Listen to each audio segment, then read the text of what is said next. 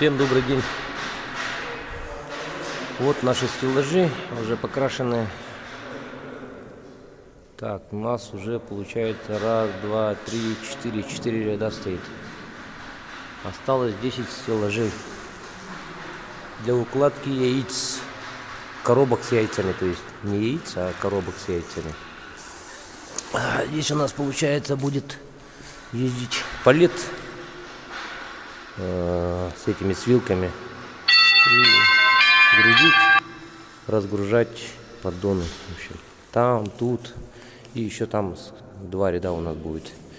И здесь еще 2 ряда осталось. Раз, два, три, четыре.